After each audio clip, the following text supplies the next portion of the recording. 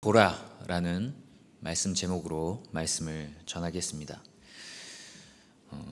제가 별로 이렇게 운동을 좋아하게 생긴 것 같지 않아서 운동을 안 좋아할 거라고 생각하시는 분도 많이 있는데 운동을 굉장히 좋아합니다. 특별히 채를 들고 하는 운동을 좋아하는데요. 채를 들고 하는 운동에는 탁구, 배드민턴, 테니스 등이 있겠죠. 탁구, 배드민턴, 테니스의 공통점으로는 라켓을 들고 하는 운동이라는 것 말고 또 뭐가 있을까요? 세 개 다 네트가 있죠.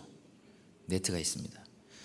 그리고 경기 형식에 있어서 공통점이 있는데 바로 단식과 복식이 있다는 것입니다. 단식은 잘 알듯이 1대1로 붙는 것이고 복식은 2대2로 싸우는 것입니다. 저는 이 운동을 하면서 하나님의 역사하심이 어쩌면 이 복식 경기와 비슷하겠다라는 생각이 들었어요.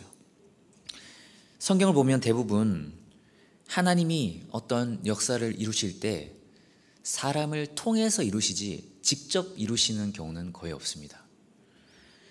대부분 간접적으로 어떤 하나님이 택하신 사람을 리더로 세우시고 하나님의 백성을 통해서 싸우십니다. 특별히 전쟁을 할 때 아브라함도 마찬가지고 모세, 여호수아, 사사시대, 다윗, 솔로몬 등 수많은 지도자들이 자신들의 백성을 이끌고 전장에 나아가서 싸울 때 하나님이 함께 해주셔서 대부분 다 이기죠.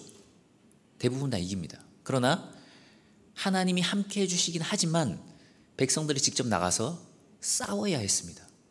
본인들이 싸워야 했어요. 그래서 제가 복식 경기에 비유한 이유는 뭐냐면 이스라엘 백성들이 약할지라도 그 주변 강대국보다 훨씬 약했거든요. 그럼에도 불구하고 하나님이 함께 하시니까 승리하잖아요. 복식 경기도 마찬가지거든요. 둘 중에 한 명이 내가 굉장히 못한다고 해도 나랑 같이 하는 사람이 국가대표 선수라면 상대방이 웬만큼 강해도 충분히 다 이길 수 있겠죠. 내가 잘해서 이기는 것이 아니라 나와 함께하는 그 사람이 능력이 있기 때문에 승리할 수 있는 것이죠. 이렇듯 하나님께서는 대부분의 역사를 우리를 통해 이루시고 우리와 함께 이루어 가십니다. 사실 하나님 입장에서 보면은 그것이 굉장히 답답하고 불편할 것 같아요. 마치 국가대표 선수가 잘 하지도 못하는 우리와 파트너를 이루어서 경기를 한다면 얼마나 답답하고 짜증나고 불편하겠습니까? 하나님도 마찬가지겠죠. 하나님이 직접 일하시는 것이 훨씬 더 하나님이 편하시겠지만 늘 불평하고 불만이 많고 게으르고 나태하고 능력이 없고 모자르고 부족한 우리를 통해서 늘 일하시니까 참 하나님이 속이 많이 상하겠다라는 생각이 많이 들어요. 그럼에도 불구하고 하나님은 우리를 사랑하시기 때문에 우리와 늘 함께 일하시고 함께 싸우시는 줄 믿습니다. 그런데 아주 가끔 희귀하게 하나님께서 이 성경을 보면 하나님께서 사람을 통하지 않고 이스라엘 백성들을 통해서 싸우는 것이 아니라 하나님이 직접 싸우실 때가 있어요. 그렇게 흔하진 않습니다. 직접 싸우실 때가 있어요. 그건 이스라엘 백성을 무시하거나 싫어해서 그런 것이 아니라 사실은 하나님이 살아계시고 너희가 싸워서 이긴 모든 전쟁이 너희의 힘 때문이 아니라 내가 함께 했기 때문에 승리한 거란다 라는 것을 가르쳐 주려고 그렇게 하시는 것 같아요. 왜냐하면 실제로 우리가 나가서 싸운다고 생각을 해보세요. 근데 싸우는데 이겼어요. 그럼 하나님이 함께 해주셔서 이겼습니다라고 말은 하지만 솔직히 속으로는 내가 잘 싸워서 이긴 거 아닌가라는 생각을 우리는 할 수밖에 없잖아요. 그런데 가끔 하나님이 우리로 아무것도 못하게 하시고 완전히 패배하게 하시고 하나님이 홀로 싸우셔서 사실은 그 모든 전쟁이 하나님에 의한 승리였다는 것을 우리에게 가르쳐 주십니다. 그래서 마치 복식 경기에 비유를 하자면 우리에게 잠깐 옆에 나가서 코트 밖으로 나가서 좀 앉아 있어라. 내가 알아서 할 테니까 라고 하면서 혼자 경기를 해서 다 이겨버리는 그런 것 같은 것이죠. 하나님께서 이렇게 독립적으로 역사하시는 싸우시는 경우가 흔치는 않은데 몇 가지를 성경을 통해 살펴보고 우리가 은혜를 받았으면 좋겠습니다. 먼저 역대하 20장에 나오는 싸움인데요. 그 모압과 암몬 그리고 그 마온 사람들이라고 하는 에돔 사람들이 연합해서 유다를 치러 오는 사건이 일어납니다. 한 나라가 와도 버거운데 이 세 나라가 연합해서 여호사밧 왕 때 유다를 치러 오는 거죠. 엄청나게 많은 군사가 셀 수도 없을 만큼 많은 병거와 군사들이 연합을 해서 이 유다를 치러 옵니다. 그때 이 여호사밧 왕이 두려워하면서 하나님을 향해 기도를 하는데 얼마나 간절했는지 유다 온 백성에게 금식하라고 명을 내리고 온 백성이 금식하면서 하나님께 살려달라고 기도합니다. 역대하 20장 12절에 보면 여호사밧의 그 간절한 기도가 나옵니다. 우리 하나님이여 그들을 징벌하지 아니하시나이까. 우리를 치러 오는 이 큰 무리를 우리가 대적할 능력이 없고 어떻게 할 줄도 알지 못하고 오직 주만 바라보나이다 하고. 이게 한 나라의 왕인 유다 왕인 여호사밧의 기도예요.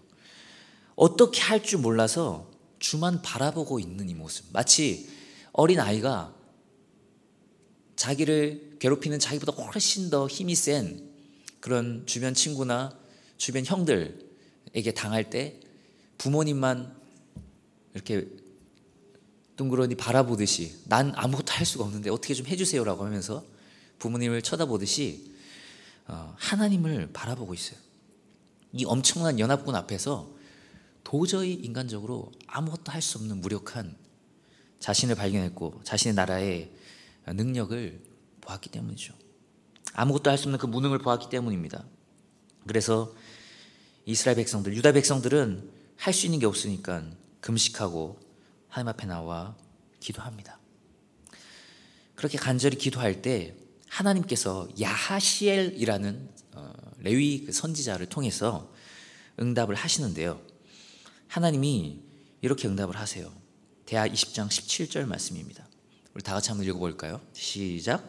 이 전쟁에는 너희가 싸울 것이 없나니 대열을 이루고 서서 너희와 함께한 여호와가 구원하는 것을 보라. 아멘. 뭐라고 하죠? 이 전쟁에선 너희가 싸울 것이 없다. 너네가 할 게 없다. 그냥 너희는 내려가서 대열을 쭉 서서 대열을 이루고 서서 그냥 내가 하는 걸 지켜봐라 라고 말씀하세요. 그냥 여호와가 구원하시는 걸 봐라 라고만 말합니다. 그리고 이 말씀을 믿고 이 여호사밧과 유다 백성들이 내려갑니다. 그 연합군들을 맞이하러 가는데 갈 때 창과 방패로 나가는 것이 아니라 찬송과 기도로 나아갑니다. 찬송하며 온 백성이 오직 하나님만 의지하여 그 자리에 나가는데 결국에 하나님께서 이 선지자를 통해서 말씀하신 대로 하나님이 혼자 다 완전히 쳐부셔 주세요.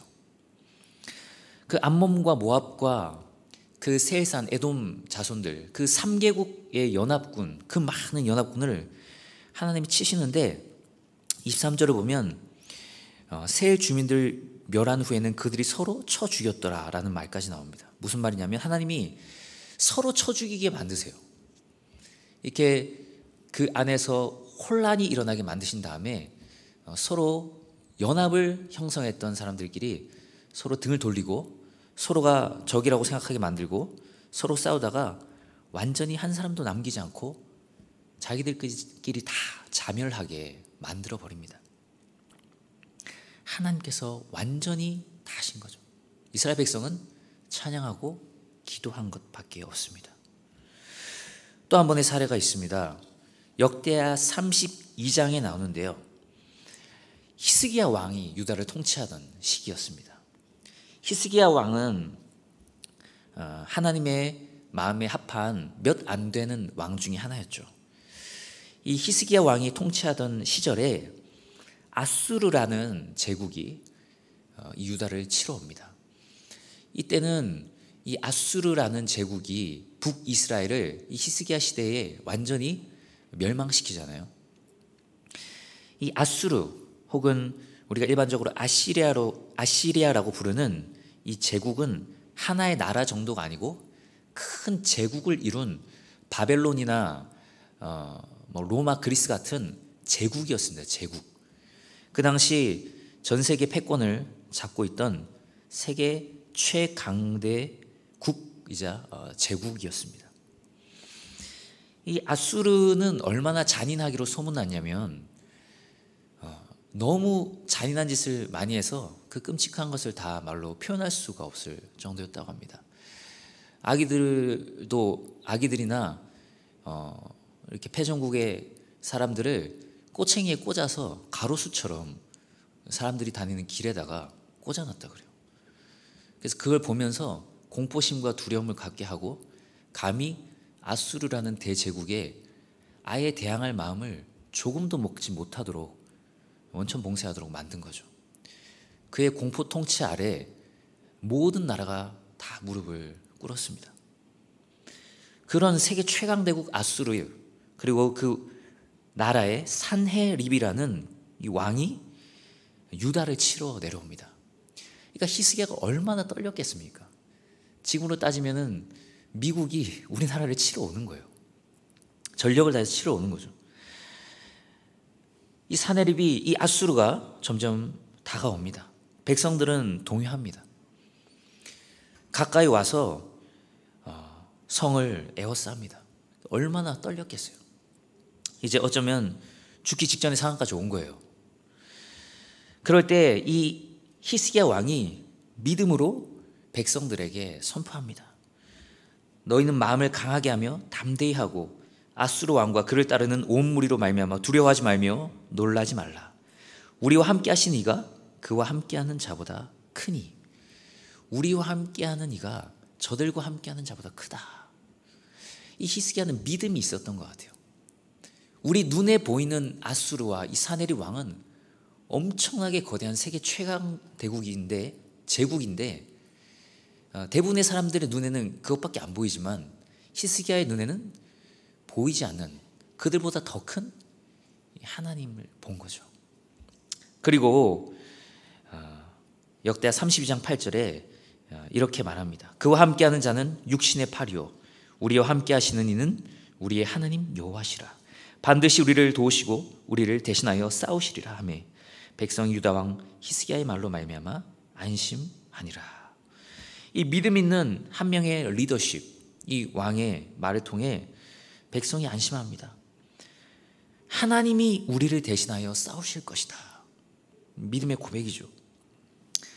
그래서 백성들이 이 말을 통해, 이 왕의 믿음을 통해서 잠깐 안심하는 것 같았는데 이 아수르 왕 사네립이 대군을 이끌고 코앞에 와서 이 백성들의 마음을 흔듭니다. 야, 이스라엘 백성들아, 유다 백성들아, 너네 이 코딱지만한 나라에 저런 아무 힘도 없는 히스기야 왕의 말을 너네가 믿을 수 있니? 야, 너네 신이 너네를 지켜줄 수 있을 것 같니? 이러면서 내가 이 세상에 수많은 자기를 지켜줄 거라고 말하는 그 신을 의지하는 나라를 다 쳐부셨어. 다 정복했어. 다 이겼어. 그리고 심지어 너희가 섬긴다고 하는 그 같은 동족인 북이스라엘도 다 때려부셨다. 너희도 너희 하나님이 너희를 지켜줄 수 없어. 히스기야도 너희를 지켜줄 수 없다. 내 힘 앞에, 우리 제국의 힘 앞에 너희도 다 죽을 것이다. 히스기야 말 듣지 말고 그냥 내 앞에 나와서 무릎을 꿇어라. 이렇게 이런 식으로 이제 얘기를 하는 거죠. 그러니까 백성들이 어떻게 됐습니까? 또 마음 약한 백성들이 동요한 거죠. 마음이 흔들리는 겁니다. 와, 실제로 눈에 보이는 건 이 아수르니까 처음에 히스기야 왕의 말을 들었다가도 사람들의 마음이 번민하고 막 백성들의 마음이 흔들렸어요. 그때 히스기야 왕과 그 동시대 활동했던 이사야 선지자가 하나님을 향하여 뜨겁게 기도하고 부르짖습니다. 그때 하나님께서 응답하시는데, 이번에도 진짜로 이스라엘 백성들은 창이나 칼을 전혀 들지 않고 손가락 하나도 움직이지 않고 오직 하나님이 알아서 아수르를 처리하십니다. 역대 32장 21절 말씀인데요, 여호와께서 한 천사를 보내어 아수르 왕의 진영에서 모든 큰 용사와 대장과 지휘관들을 멸하신지라. 아수르 왕이 낯이 뜨거워 그의 고국으로 돌아갔더니 그의 시내전에 들어갔을 때 그의 몸에서 난 자들이 거기서 칼로 죽였더라. 하나님께서 천사를 보내서 그 세계 최강 대국 아수르의 군대를 완전히 전멸시켜버리고 그 왕, 아수르의 왕 사네립이 낯뜨거워서 부끄러워서 도망가게 만드십니다. 그리고 이 사네립은 자기 조국 아수르에 돌아가서 자기 자녀들에게 죽는 수모를 또 당하죠. 하나님이 앞에 여호사밧 왕 때도 마찬가지고 이 히스기야 왕 때도 마찬가지고 이스라엘 백성들이 너무 약하고 힘이 없어 손가락 하나도 움직이기 힘들 만큼 떨리고 두려운 상황에서 그 큰 대적 앞에서 아무것도 할 수 없어서 얼어 있을 때, 완전히 얼음이 돼 있을 때 하나님께서 완벽하게 하나님이 다 해결하심으로 하나님이 살아계시다는 것을 보여줍니다. 그리고 이스라엘이 전쟁에서 승리했던 그 수많은 전쟁들이 이스라엘이 강해서 이긴 것이 아니라 하나님이 함께 하셨기 때문에 이겼다라는 것을 증명해 보이시죠. 오늘 우리가 함께 읽은 말씀, 이 말씀도 우리가 잘 아는 말씀이지만 하나님의 능한 손을, 전능하신 하나님께서 홀로 역사하시는 엄청난 장면이 등장하는 바로 그 사건입니다. 그 사건 바로 직전의 내용을 우리가 읽었는데요, 우리가 잘 알고 있는 출애굽 사건이에요. 모세라는 걸출한 지도자를 하나님께서 세우시고 모세를 통해서 10가지 재앙을 애굽에 내리고 애굽의 손, 이집트의 왕 바로의 손에서 200만 명이나 되는 이스라엘 백성들을 구해내게 하십니다. 그리고 그 백성을 약속하신 땅 가나안 땅으로 인도에 가시죠. 그렇게 인도에 가시는데 처음에 잘 가다가 하나님께서 이상한 얘기를 하십니다. 이상한 얘기를 하세요. 이스라엘 자손에게 돌이켜 바다와 믹돌 사이의 비하히롯 앞 곧 바알스본 맞은편 바닷가에 장막을 치게 하라 라고 명하세요. 이게 말이 좀 어렵지 않아요, 지명이? 바다와 믹돌 사이의 비하히롯 앞 곧 바알스본 맞은편. 이 당시에는 이 사람들이 잘 알고 있던 지명이었는데 지금은 우리는 이 정확한 지명을 알 수는 없어요. 그러나 이 지명, 이 비하히롯 앞 바알스본 맞은편 바닷가의 장막을 가서 쳐라 라고 하는 이 하나님의 말씀이 굉장히 이스라엘 백성들에게 이상하게 들렸을 겁니다. 왜냐하면 이 장소는 앞에는 바다, 양쪽으로는 높은 언덕이 있어서 오른쪽 왼쪽으로 갈 수 없어요. 앞엔 바다니까 막혀있죠.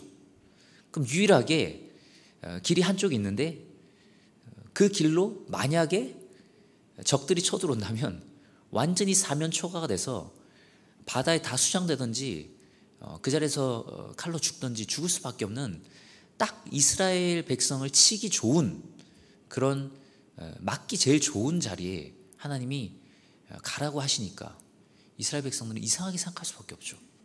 가나안 땅으로 보내주신다고 했는데 왜 바다 앞으로 가라고 하시지? 그것도 굉장히 위험한 지역으로 가라고 하실까라는 생각이 들었을 것 같아요.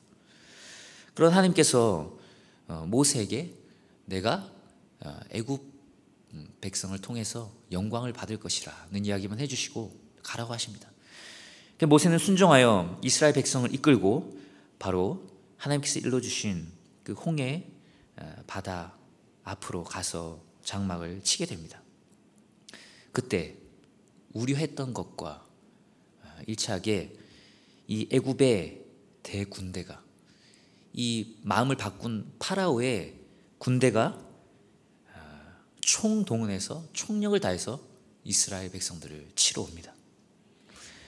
선발된 병거 600대와 애굽의 모든 병거를 동원해서 지휘관들을 동원해서 이스라엘 백성들을 치러 와요.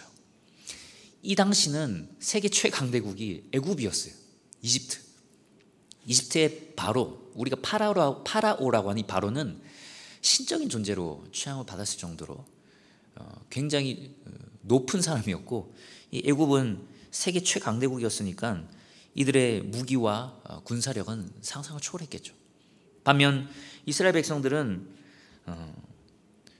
호미 들고 낫 들고 싸울 수밖에 없는 그런 농민들 수준의 아무것도 할 수 없는 사람들이었습니다. 이들은 정말로 아무것도 할 수 없어요. 이거는 게임이 되지 않는 그런 상황입니다. 그냥 완전한 학살로 끝날 수밖에 없는 그런 전쟁이라고도 표현하기 좀 민망한 그런 완전 홀로코스트 같은 학살, 대학살이 바로 눈앞에 보이는 상황이었습니다. 오늘 읽은 말씀 10절에 바로가 가까이 올 때 이스라엘 자손이 눈을 들어본즉 애굽 사람들이 자기 뒤에 이른지라. 이스라엘 자손이 심히 두려워하여 여호와께 부르짖고 그들이 또 모세에게 이르되 애굽에 매장지가 없어서 당신이 우리를 이끌어내어 이 광야에서 죽게 하느냐. 어찌하여 당신이 우리를 애굽에서 이끌어내어 우리에게 이같이 하느냐라고 불평합니다. 이스라엘 백성들이 하나님 앞에, 그리고 모세의 지도자인 모세를 향해서 심히 두려워하면서 불평해요. 그런데 이들의 심히 두려워함 그리고 불평이 저는 이해가 됩니다. 왜냐하면 우리는 성경을 한 발짝 떨어져서 남의 일처럼 보기 때문에 우리가 크게 긴장하지 않고 그냥 그런가 보다 이렇게 생각하기 쉽지만, 내가 지금 이 상황이 있다고 한번 생각해 보십시오. 양쪽 벽은 막혀서 벽으로 갈 수도 없고 앞에는 바다고 배도 없어요. 그리고 유일한 길이 하나 있는데 그 길로 세계 최강대국 애국 군대가 나를 죽이러 쫓아온다고, 미친 듯이 달려온다고 생각해 보십시오. 그게 그 소리가 들린다고 생각해 보세요. 사람이 제정신을 유지할 수 있겠습니까?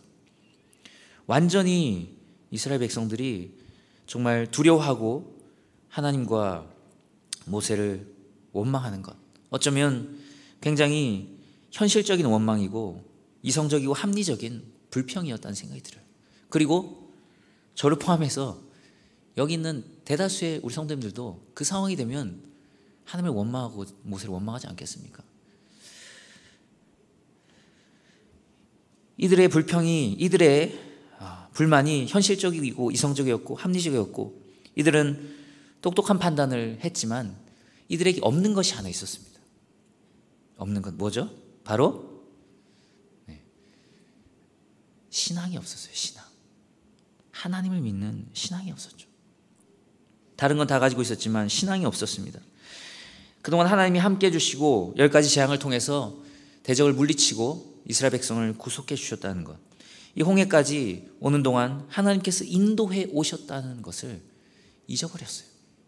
하나님이 함께 하신 그 모든 역사들을 잊고 하나님을 믿지 않고 불신의 말을 쏟아냅니다.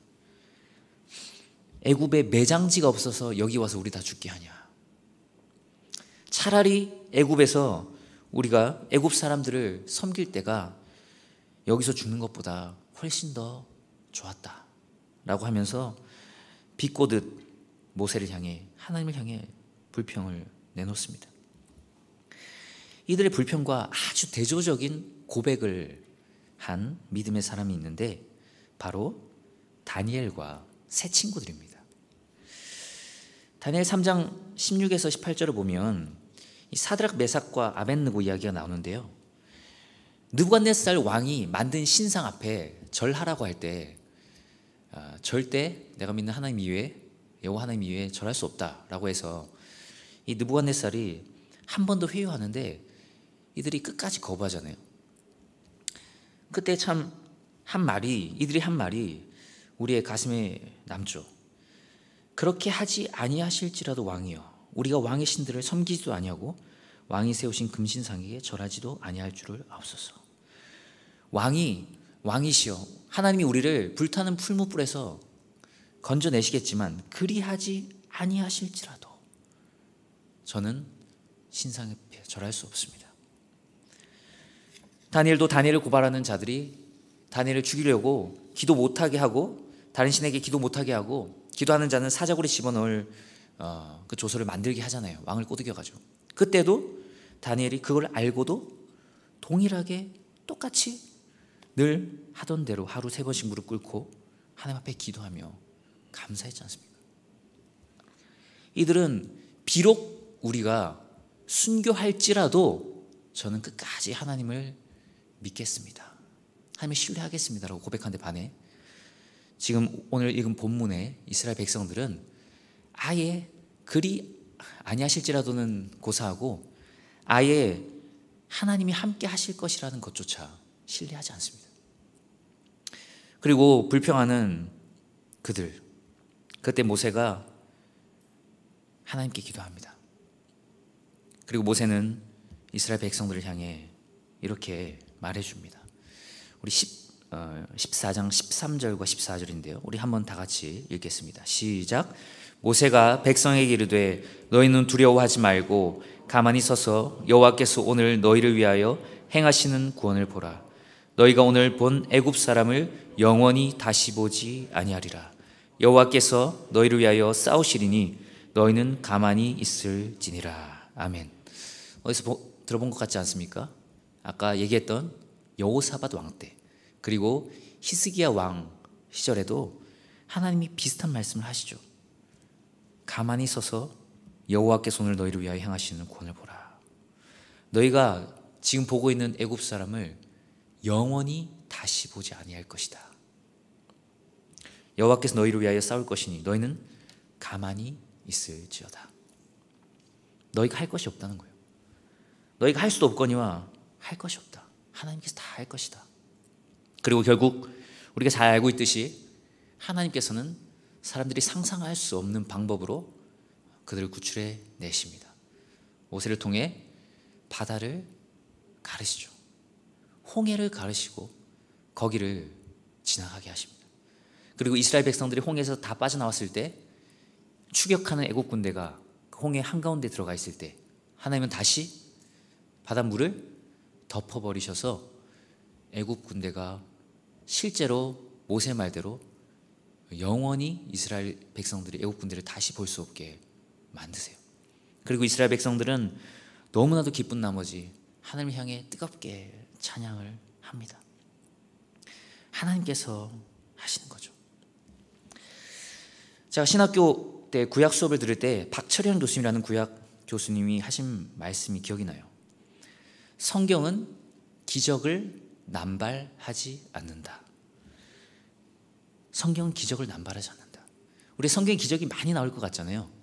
놀랍게도 성경에 기적이 그렇게 많이 나오지 않습니다. 모세와 여호수아 시대의 기적이 좀 많이 나오고 뒤에 나가면 엘리야, 엘리사 선지자 시대의 기적이 좀 많이 나오고 그 위에는 기적이 거의 나오지 않아요. 놀랍게도 하나님을 지극히 사랑한 사람 다윗의 전생애가 엄청나게 길잖아요, 성경에. 근데 그 사무엘 상하에 나오는 다윗의 전생애를 뒤져봐도 이렇다 할 만한 기적이 하나도 나오지 않습니다. 하나님은 기적을 남발하지 않으세요. 그럼에도 불구하고 하나님의 이 놀라운 하나님께서 홀로 역사하시는 엄청난 역사를 성경에 기록하고 있고 우리로 보게 하신 것은 하나님이 능력이 없어서 우리에게 고난을 주거나 손이 짧아서 우리를 구원하지 못하시는 분이 아니라는 것을 가르쳐주기 위함입니다. 우리가 지금 코로나19로 인해서 많이 힘든 상황 가운데 있고 사회적으로도 국가적으로도 교회적으로도 어려울 뿐만 아니라 전 세계적으로 어렵죠. 그리고 그것뿐만 아니라 개인적으로도 너무나도 힘들고 어려운 일들이 또 우리의 삶 가운데 많이 있는 줄 압니다. 그때마다 하나님의 이 능하신 손을 기억하면 좋겠습니다. 하나님이 손이 짧아서 우리를 구원하지 못하시는 것이 아니라 하나님의 놀라운 계획과 뜻이 있다는 것, 그것을 믿음의 눈으로 바라보고 신뢰할 수 있는 우리가 됐으면 좋겠습니다. 이스라엘 백성들처럼 늘 불평하고 불만 가지고 하나님의 은혜와 역사를 다 잊어버리는 그런 불신의 신앙을 통해서 하나님께 벌 받는 것이 아니라 끝까지 입으로, 마음으로, 우리 몸으로 하나님을 신뢰하고 믿음으로 나아가 결국에 하나님이 하실 놀라운 일을 목도하는 그런 모든 우리 믿음의 사람, 우리 성목계 성도님들 되기를 간절히 축복합니다. 기도하겠습니다. 사랑의 하나님 아버지, 감사합니다. 이 시간 말씀을 통해서 위대하신 하나님께서 홀로 위대하신 일을 행하시는 것을 우리가 봅니다. 하나님, 우리가 어려운 상황 가운데 있지만 하나님께서 팔이 짧아서 우리를 구원하지 못하시는 것이 아니라 우리가 알지 못하는 하나님의 더 깊고 놀라운 뜻이 있는 줄 믿습니다. 하나님, 우리가 모세처럼 끝까지 히스기야처럼 하나님을 신뢰하고 믿음으로 나아갈 수 있도록 우리를 인도하여 주시옵소서. 우리에게 믿음을 더하여 주시옵소서. 하나님, 인간적인 눈을 가려주시고 영적인 눈을 뜨게 하사 엘리사의 사환이 영적인 눈을 뜰 때 이스라엘 지키는 수많은 그 병거와 군대를 보았듯이 우리 영적인 눈으로 믿음으로 이 어려운 코로나19의 시기와 또 개인적인 모든 어려운 시기를 잘 극복해 나갈 수 있도록 하나님께서 은혜를 더하여 주시옵소서. 결국에는 하나님의 영광을 보게 하시고 하나님의 위대하심을 우리로 보게 하실 하나님을 신뢰하며 기대하며 나아가는 우리가 될 수 있도록 은혜를 더하여 주시옵소서.